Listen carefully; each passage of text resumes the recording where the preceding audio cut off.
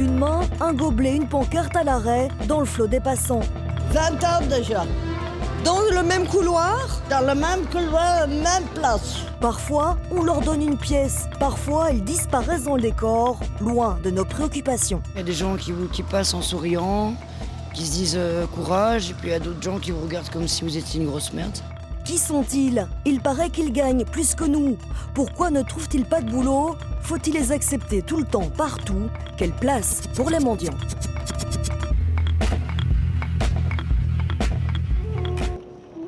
Gare centrale, 8h. Entre les allées et venues, Carlis, parti de Lettonie à travers l'Europe adolescent, sorte de troubadour des temps modernes. In some countries, people think that musicians are like beggars, but I practice a lot to play on the street. This is not like just begging. I don't ask. Please, give me something. No, I never ask. C'est quoi alors un vrai mendiant? Nous nous enfonçons dans la gare, dans le couloir de la STIP d'autres musiciens. Et plus loin, Wendy, belge, 70 ans, à la même place depuis 20 ans. Vous avez une aide du CPS ou quelque chose? Touche quelque chose, mais je paye mon appartement, le gaz d'électricité. Et ça, c'est pour manger. Et ici, sans indiscrétion, vous récoltez combien d'argent par jour, plus ou moins? Ici, je ne dis pas. Non? C'est secret? Je ne demande jamais combien tu gagnes, qu'est-ce que tu fais. Oui, c'est indiscret. Ouais. Oh, je paie une moyenne de 40 60 euros par jour. Beaucoup, ça? Oui, mais parce que j'ai un cancer, j'ai un lymphome. Beaucoup de gens qui, pour la manger, c'est pour boire.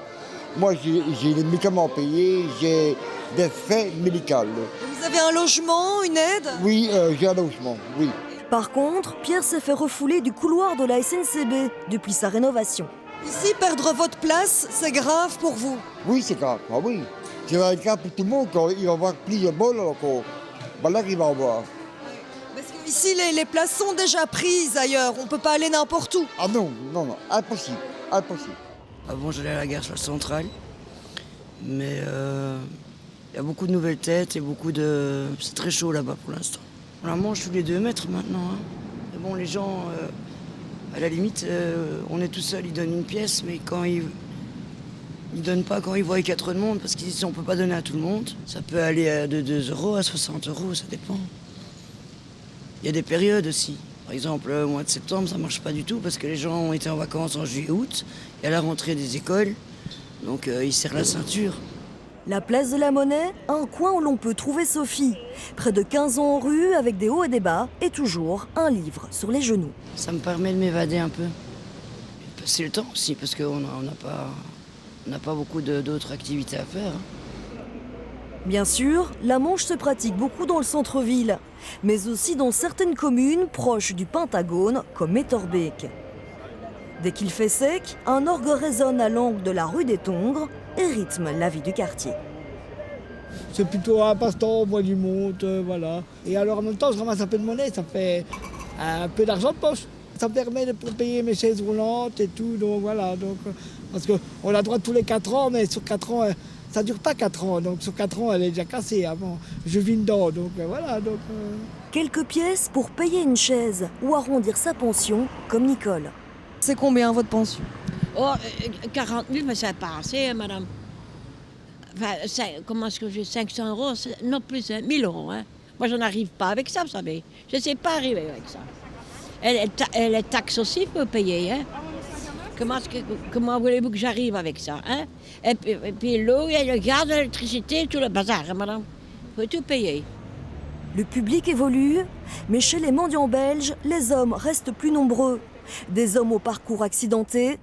Olivier a sa place attitrée rue des Tongres. Nous le croisons avant qu'il ne saute dans le tram. Il bénéficie d'une peine alternative. Pour l'instant, avec le bracelet, c'est la prison qui me paye. Ok, vous avez un logement? Oui. On n'a rien fait pour moi. On m'a mis dans les homes. Mes parents, ils m'ont abandonné. J'ai été dans les homes pendant mes 18 ans. Puis sorti, j'ai commencé à travailler pour des patrons. Mais je n'avais pas qu'on me commandait. Comme dans les homes, on ne me commandait pas. Et pourquoi maintenant, à 45 ans, commander? Alors rester indépendant et c'est bon. Un peu d'argent de poche, un peu à manger pour elle et c'est tout. C'est ça. Et je ne demande pas grand-chose. Rien à voir avec la situation de citoyens européens, libres de circuler mais sans adresse légale, sans revenus, poussés sur les routes par la crise. Non è lavoro, non è niente. Qui è meglio in Belgica? Sì, è meglio da vivere. Anche fuori? Fuori? Io dormo fuori e così la vita. Être sans abri ne veut pas dire faire la manche et tous les mancheurs ne sont pas SDF. Mais les réalités se croisent. Bram le sait bien, son boulot crée des liens entre ceux qui partagent l'espace public. Les gens, ils ont peur d'une personne sans abri parce qu'il n'y a pas ce lien, parce qu'ils ne comprennent pas ce que l'autre il fait, ils ne comprennent pas pourquoi ça arrive dans la société. Mais quand les voyageurs, quand les commerçants, quand les agents type, quand ils ont une relation avec la personne, ils vont mieux comprendre. Ils vont mieux comprendre la situation. Et dans la situation, il y aura aussi moins de problèmes. We had lots of feedback from the customers. They say they don't want to stop because the atmosphere is not enjoyable. We wrote many emails to Steep. We asked their help and we said that we made huge investment in the shop and we are going to stop to close the shop because they cannot find a solution to this problem. À la Stib, les mendiants sont interdits dans l'espace réservé aux usagers. Des agents peuvent dresser des procès-verbaux et imposer des amendes au cas par cas. Je crois qu'on est tous assez ambivalents par rapport aux personnes qui sont en errance sur le réseau de la Stib, parce que d'un côté, on est tous touchés par les situations de précarité qu'elles vivent, ça c'est clair. Mais d'un autre côté, on reçoit aussi, nous, des plaintes de clients par rapport à des comportements où ils se sentent agressés, insécurisés. C'est vraiment une question de ressenti. Et là, comme je dis, on a des plaintes de clients, on a des plaintes de commerçants, mais en même temps, ces personnes nous adressent des plaintes, mais ne veulent pas non plus qu'on intervienne de façon, on va dire, répressive, etc. Donc, c'est tout un travail assez difficile pour essayer de mettre à disposition des solutions. Des solutions comme la cellule Métrolien, un partenariat entre la Stib et Diogène. Et pour ton travail, comment ça marche avec eux? Non, eux, ils ne salissent pas. Non, ils ne salissent pas. Hein? Non, pas, en tout cas, pas de ceux qu'ils ont eu là. Oui. Pas Michel, Claudia, oui. L'autre, comment ça s'appelle oui. Et quand ils salissent quelque chose, tu leur dis ou tu leur engueules? C'est normal, je les engueule. La station de Brouckère a son bourgmestre, Dany, un titre décroché au fil des années de Manche à Bruxelles et ailleurs. En somme, il n'y a qu'à Bruxelles qu'on peut faire un peu la Manche.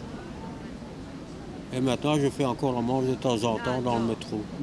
Dans les autres villes, ça devient difficile de faire la Manche? C'est difficile. À Liège, je crois qu'ils n'ont que l'heure pour faire la Manche. À Charleroi, là, je ne sais pas comment ça va. À Ostende, il ne faut même pas essayer. Hein. C'est touristique, là. Donc, mission interdite. Comment ça se passe à Charleroi? Pour le savoir, petit tour dans le centre-ville. Aujourd'hui, c'est mercredi, on peut mendier. Les autres jours, il faut aller voir ailleurs.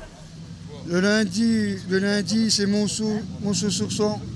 Monceau-sur-Sample. Le mardi, c'est Gilly-Gosny. Le mercredi, Charleroi. Le jeudi, Monty-sur-Sample, Marchand-au-Pont. Le vendredi, c'est Jumet. Le samedi, c'est Couillet. Et le dimanche, on n'a pas le droit de taper la mendicité. Donc si le samedi, ça n'a pas été, le dimanche, on n'a pas le droit de manger vu qu'on ne peut pas faire la mendicité. Du fait que tu recommences, tu as toujours ton guide? Quel guide? Le guide de Charleroi. Non, tu le remets dans ta poche?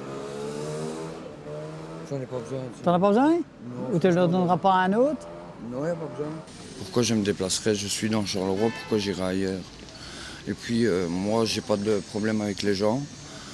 Je suis poli, voilà, j'ai une bonne éducation de mes parents. Je vois pas pourquoi. Enfin, moi, j'ai jamais eu aucun problème avec les gens. Voilà. Et vous avez des soucis avec la police alors si vous ne suivez pas le règlement? Oui, j'ai eu 2 fois, 2 fois arrestation. J'ai été moins de 12 heures au cachot. Dans le début, les mancheurs les plus durs, ceux qui ont l'habitude de le faire couramment, ils disaient « moi je ne quitterai pas la ville ». Seulement, quand on va 3 fois, 7 fois, 10 fois en prison une journée, à ce moment-là, on finit par se dire je vais quand même venir le mercredi et puis j'essaierai les autres jours de ne pas être là. Et en réalité, il y a toujours de la semaine des mancheurs. On les voit moins, ils bougent plus, parce qu'ils ne sont pas fous non plus. Hein. Ils comprennent que s'ils ne veulent pas d'emmerde, les sans-abri avec un chien, par exemple. Si jamais on le voit 2-3 fois, c'est au chien qu'on s'en prend. On le met à l'SPA et là, on touche directement la personne. Quand tu arrives dans d'autres communes, comme Couillère, etc., il y a des gens qui disent... C'est le problème, hein, c'est le vrai problème. Ils ne se sont pas occupés. Ils ont décidé un déplacement et ils ne se sont pas occupés d'aller voir sur place ce qui était possible ou pas. Et non seulement, ils sont méconnaissants de savoir s'il n'y avait déjà pas des SDF là-bas. Je comprends bien leurs soucis, mais est-ce une solution que d'avoir un bout de trottoir dédié à sa propre personne? Je ne pense pas. Est-ce que ces gens ont une autre solution? C'est un petit peu ça la question aussi, s'ils font la manche. Alors je ne pense pas que ce soit au service de police à apporter une solution à ce problème qui est un problème social. C'est pourquoi nous avions sollicité une interview du bourgmestre. Son cabinet a préféré déléguer un représentant des forces de l'ordre. Ce n'est pas tant la mendicité qui pose un problème, soyons clairs, c'est bien toutes les nuisances qui y sont liées. Alors on avait des gens ne disposant pas de toilettes à proximité, qui faisaient leurs besoins quasiment sur place, voire dans le porche des maisons ou les sas des banques. On avait des gens qui consommaient de grandes quantités d'alcool sur la journée. Alors est-ce que ce genre de comportement ne pourrait pas déjà être sanctionné avec les règles existantes, voire en rue, etc. Si, tout à fait, mais le problème est toujours une question de flagrant délit. Prévenir des infractions a priori, faute de pouvoir les sanctionner, une optique à l'œuvre à Etterbeek. La commune limite le nombre de mendiants dans les quartiers commerçants. Il y avait des comportements agressifs, je ne vais pas dire que c'était violent, mais si vous allez chercher de l'argent dans un banc contact et que vous avez quelqu'un à côté avec un chien qui se presse vers vous en faisant des gestes pour prendre de l'argent, ça n'est pas acceptable. Si vous avez quelqu'un qui vous empêche d'entrer ou de sortir d'un commerce, ce n'est pas acceptable non plus. Ce qu'on a voulu faire après concertation avec les commerçants, avec les mendiants et avec les riverains, c'est d'organiser en quelque sorte le système en limitant 2 dans le haut de la rue, 2 dans le bas de la rue, par quartier, ça veut dire 4 au maximum par rue, sachant que tant qu'il n'y a pas de problème, la police n'intervient même pas. Dès qu'ils voient la police arriver, ils le savent très bien. Et alors ils quittent eux-mêmes, on ne doit plus les faire quitter. Ça arrive de temps en temps, je ne dis pas, mais je crois quand même que ce règlement a quand même aidé. Ouais, c'était quand même nécessaire. Ça a aidé. Que là au moins ils sont au courant qu'il y a un certain règlement, qu'ils ne doivent pas se rappliquer ici à 10, 15. Katia parcourt régulièrement la rue des Tongres. Elle a un mot pour chacun. Comme d'habitude, être gentil avec les gens, hein. Comme d'habitude, hein. Être gentil avec les gens, peace and love. Vous n'avez pas vu des nouvelles têtes? C'est ce qui m'intéresse pour savoir qui j'ai dans le quartier. Il y a des clients qui sont déjà pleins? Oui, ça oui. Les clients se peignent, c'est plus des Belges, je dis de nouveau. Hein. C'est vraiment moins les Roumains qui restent assis, qui n'embêtent personne. Pourtant, les Roms font plutôt l'unanimité contre eux. Et auprès des autres mendiants, certainement, pointer, la mendicité avec enfants est illégale. Une infraction passible d'emprisonnement. Il faut limiter les étrangers. Parce que eux, ils sont là, mais c'est une mafia. Il y en a. Faire la manche avec un enfant, je trouve ça vraiment pathétique. Mais moi, j'accepte pas qu'on vienne avec des enfants. Ça ne se fait pas, les enfants. Leur place est à l'école. Je lui ai dit la dernière fois, quand je l'ai vu avec son gamin qui venait de l'école, je lui ai demandé, vous venez qu'amener l'école là avec les gamins? Oui. T'es sûr de me dire, hein? Tu as mendié en rue avec ton fils, tes enfants? Oui, j'ai mendié avec mon fils en rue, mais je voulais que mon fils finisse avec la mendicité, donc je mis à l'école. Moi, au début que j'ai inscrit mon fils, il m'a dit que l'école c'est gratuit, mais l'école c'est pas gratuit. Ça circule beaucoup, qu'il y ait des réseaux, une mafia rome, c'est vrai ou pas? Non, depuis que je suis ici, j'ai jamais entendu, mais j'ai jamais vu des trucs comme ça. Jamais, je suis ici depuis 10 ans et quelque chose, mais j'ai jamais entendu, jamais vu. Mais ces réseaux existent pour la cellule traite des êtres humains de la zone de police Bruxelles-Nord. Avec 5 enquêtes liées à la mendicité depuis 2008, ce n'est pas la priorité. Des mois de planque pour identifier un modus operandi. Place Isère, à Bruxelles sur la Petite Ceinture. Et d'habitude, il y avait pratiquement dans toutes directions des mendiants. Alors, on voit par exemple des mendiants qui sont plus assis qu'en train de mendier. Souvent, c'est ceux-là qui gardent un œil sur les autres. Ici, c'est clairement le cas. Monsieur ici est handicapé. Il vient mendier de l'autre côté du carrefour. Et voilà, il s'assit. Ça veut dire qu'il est temps, j'ai assez d'argent ou quelque chose. Et voilà, madame vient le rejoindre, s'assied à côté de lui.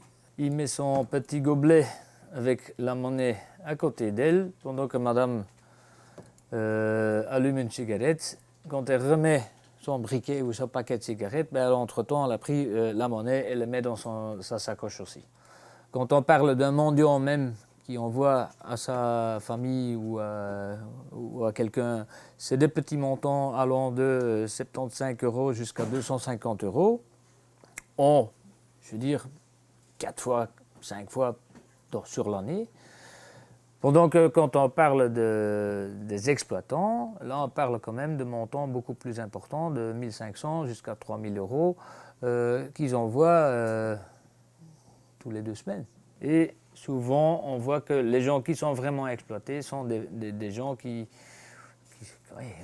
sont handicapés ou qui sont encore fort jeunes ou qui sont juste très âgés, qui ont une maladie, qui sont mal sur les pieds, je veux dire. Pour eux, leurs exploitants étaient des héros, parce que c'est eux qui les ont sortis de cette misère dans leur pays pour leur donner quelque chose à faire et avoir quelque chose pour vivre. L'exploitation des êtres humains, un délit pénal. Par contre, personne ne peut interdire la mendicité depuis une décision du Conseil d'État. Cet avocat a remporté le recours de la Ligue des droits de l'homme contre l'arrêt de la ville de Bruxelles interdisant les mendiants sur son territoire en 1995. Le jugement a fait jurisprudence. Les communes aujourd'hui, soit limitent prétendument à certaines parties de leur territoire l'interdiction de la mendicité, ou alors, comme à Charleroi, font tourner les mendiants de quartier en quartier. L'avocat a étudié la répression des mendiants à travers le temps. Elle a toujours existé. Les pauvres sont encombrants, non seulement parce qu'ils ont un certain coût social, mais surtout parce que par leur attitude, par leur existence même, ils posent des questions insupportables et le mendiant dénonce. C'est-à-dire qu'il dit, mais votre société dans laquelle vous prétendez que tout le monde peut travailler, tout le monde peut gagner sa vie à travers son travail, le mendiant dit, eh bien, cela c'est un mensonge. Si les mendiants agissent comme des révélateurs, faut-il les gommer pour autant de la surface? Quelle place en ville? Comment reprocher à un commerçant, une entreprise, à un bourgmestre de vouloir devenir prospère?